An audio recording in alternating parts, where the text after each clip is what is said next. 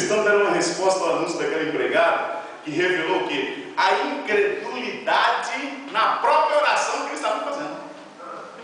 Tem gente que está orando quando Deus fala, aconteceu mesmo. Você não estava orando. Eu não entendo isso. Teve um dia que o rapaz chegou na minha sala e falou, eu preciso alugar aquele clube, nós precisamos pegar aquele clube. Eu fui lá, pastor, era pastor na época, eu fui lá, mas o cara falou que não tem jeito de ter esse clube aí no Guarujá. Lá no Tejereba, lá em Guarujá. Quem conhece lá para dar enseado do lado do fórum, eu queria a quadra do Tejereba para fazer um evento.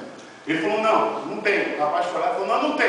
Aí ele falou, chegou no meu gabinete todo esbaforido, falou, o pastor, o senhor conhece alguém influente aí? Influente, assim, mais influente, mais para a gente poder pedir o Tejereba. O cara falou que não tem jeito. Aí eu falei, eu conheço uma pessoa bem influente, ajoelhei. Vou falar com a pessoa mais influente que eu conheço. Deus de poder, de graça e misericórdia. O Tejereba, antes de ser do Guarujá, é teu. Porque o Senhor é dono sobre todas as coisas. Não há nada debaixo do céu que não te pertença. Antes de Tejereba ser do município, do prefeito, seja lá de quem for, é teu. E eu quero Tejereba para fazer a tua vontade, a tua obra. Eu quero salvar vidas para a tua glória. Eu ia trazer lá uma cantata chamada Apocalipse, onde nós trouxemos essa cantata. Senhor, eu quero esse lugar. Em nome de Jesus, toca no coração desse homem e que ele abra o dia e o horário para nós. Em nome de Jesus, amém. Aí levantamos e falou, você não vai telefonar com alguém? Eu falei, já liguei 00, não mais. Vai lá agora e pede novamente o lugar que Deus vai dar. Isso é fé, irmão. Isso é acreditar que Deus move as montanhas. E aí ele voltou lá, foi cheio de fé. Chegando no cara, ele contando depois. Olha, eu já orei com o meu pastor, falei com uma pessoa muito influente, e eu estou aqui, e você precisa dar essa data com esse horário pra gente. Aí o cara, aí um pouquinho de conta. Rapaz, eu acho que dá mesmo. Eu vou revelar para vocês então. Aí ele voltou toda a alegria, chegou, a primeira coisa que ele entrou no gabinete e falou, pastor, deu certo o negócio.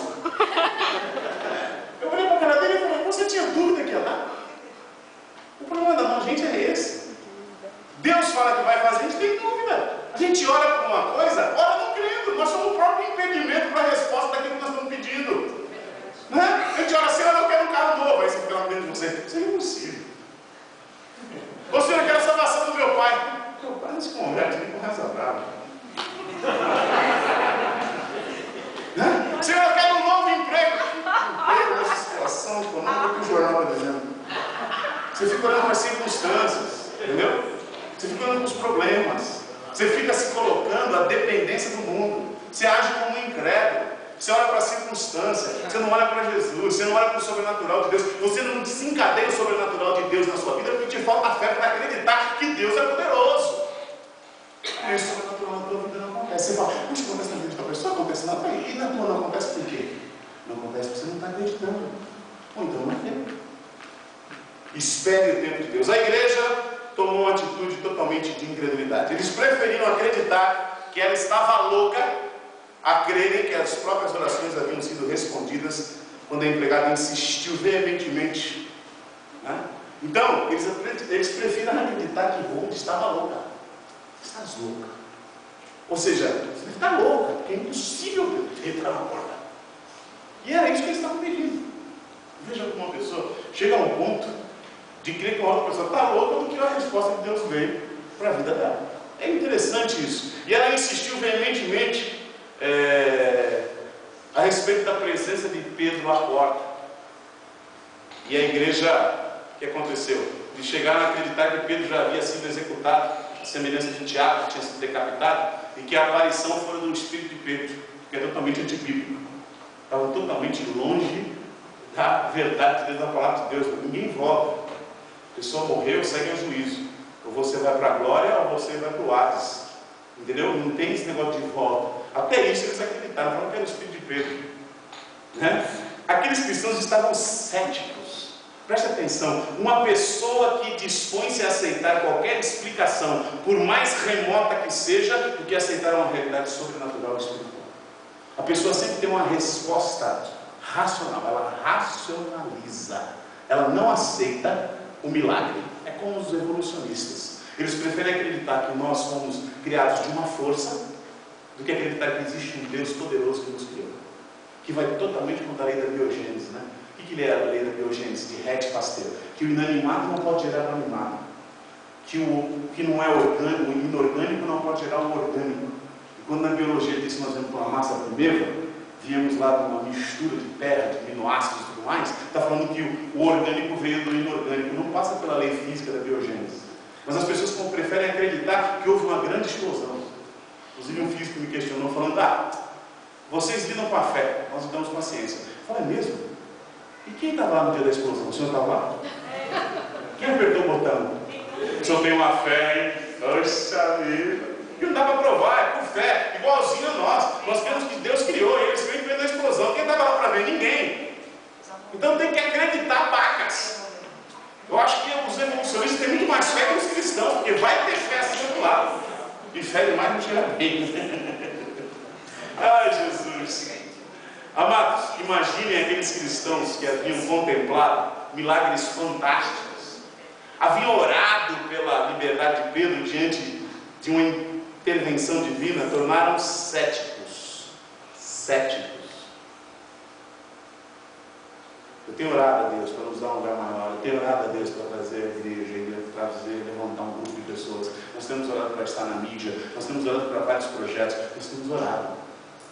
E eu acredito naquilo que nós estamos pedindo a Deus. Eu acredito que Deus vai responder em tempo oportuno. Eu hoje vou orar pela tua vida. Eu acredito que Deus vai responder a minha oração. Que Deus nos deu uma palavra diretiva nessa noite, deu para a vida de vocês. Meu irmão, eu não sabia o que ia pregar. Sabe quando Deus me deu essa palavra? No sábado de manhã. E eu falei assim, Senhor, não vai ter tempo para preparar. Deus falou, não prepare nada. Vá na cara e na coragem, que eu vou te usar da maneira que eu quero usar. Eu ainda fui pegar minhas anotações, não vai conseguir nada, mas está aqui. Meus queridos, entenda.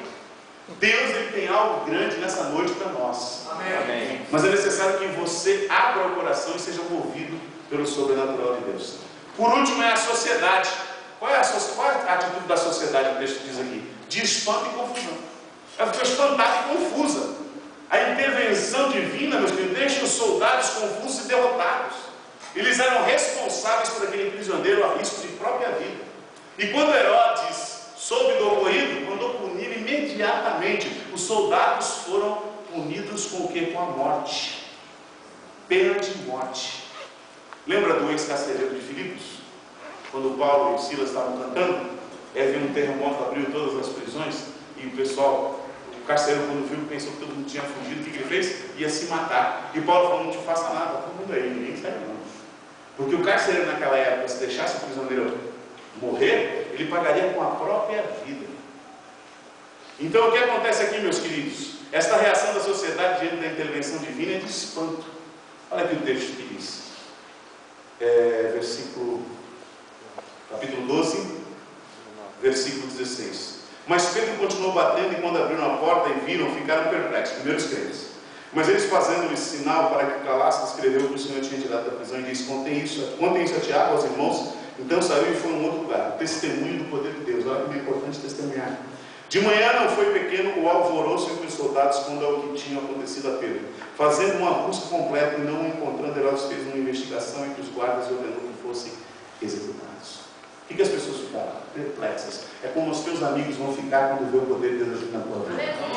Vão falar assim, você é besta, esperando lá, tem na igreja. Aí quando acontecer, as pessoas falam, nossa, eu sabia que ia dar certo. Eu sabia que tudo ia dar certo na sua vida.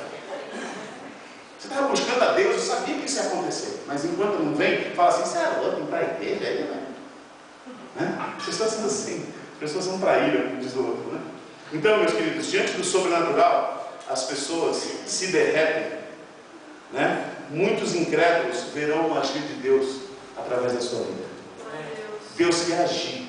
Agora, meu querido, eu preciso que você tenha fé. Eu preciso que você obedeça o sobrenatural de Deus. Sabe qual vai ser a minha oração agora pela tua vida?